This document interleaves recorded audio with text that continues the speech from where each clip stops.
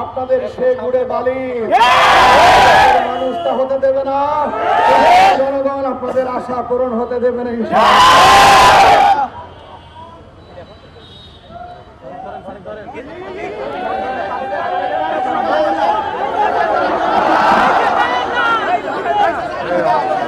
দর্শক এই মুহূর্তে দেখছি আমরা আসলে উনি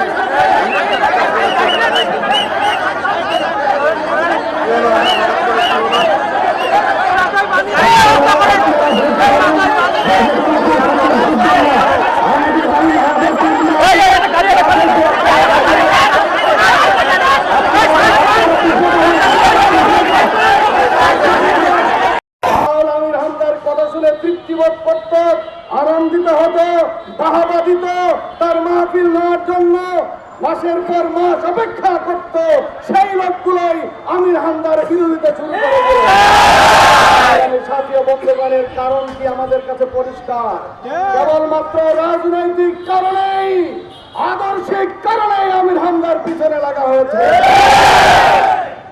সম্মানিত সাথীয় বন্ধুগণ, শুধু এখানেই শেষ নয়, সর্বশেষ মুফতি আমির হামদার এদেশের প্রায় সকল জেলা উপজেলায় হাজারো প্রোগ্রাম করেন। এই প্রোগ্রাম করতে যে মানুষ হিসাবে দু একটি ভুল হয়ে যেতেই পারে, এটি অস্বাভাবিক নয়। যে বিষয়টি আজকে ব্যক্তিগত যোগাযোগ মাধ্যমে এনে, এমনকি টেলিভিশন টক শোতে এনে এদেশের এক শ্রেণীর রাজনীতিবিদ তাদের নেতা কর্মীদেরকে উস্কে দিয়ে আমির হামদার বিরুদ্ধে হত্যার হুমকি দিয়ে যাচ্ছে। তাদেরকে বলতে চাই, এই হত্যার হুমকির পিছনে আপনাদের যে কারণ লুকিয়েছে তা হলো মাঠ জরিপে দেখা গেছে এই সদর আসনে আমির হামদাকে ঠেকিয়ে রাখা যাবে না।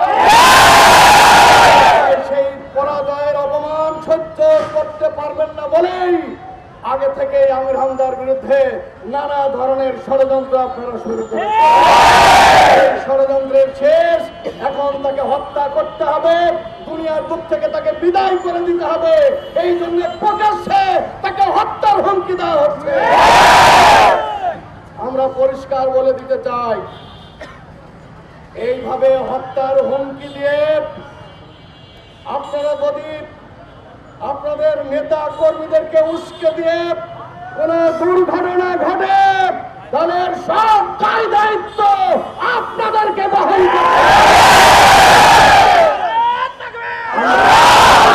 করতে চাই।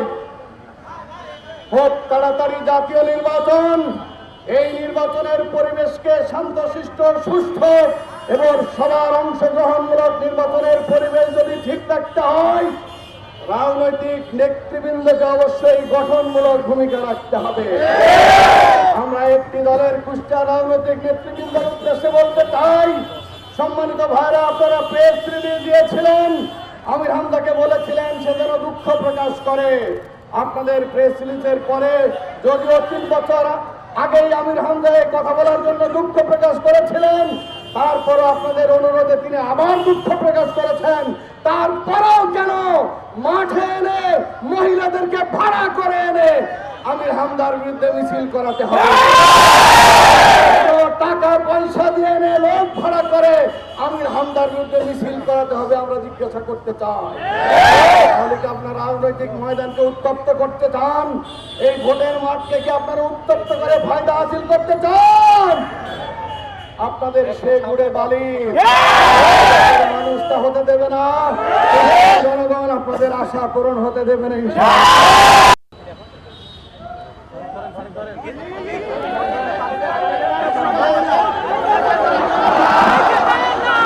টাকা পয়সা দিয়ে এনে লোক ভাড়া করে আমির হামদার বিরুদ্ধে মিছিল করাতে হবে? আমরা জিজ্ঞাসা করতে চাই। তাহলে কি আপনার রাজনৈতিক ময়দানকে উত্তপ্ত করতে চান? এই ভোটের মাঠকে কি আপনারা উত্তপ্ত করে ফায়দা হাসিল করতে চান? আপনাদের সে গুড়ে বালি মানুষটা হতে দেবে না। জনগণ আপনাদের আশা পূরণ হতে দেবে না ইনশাআল্লাহ।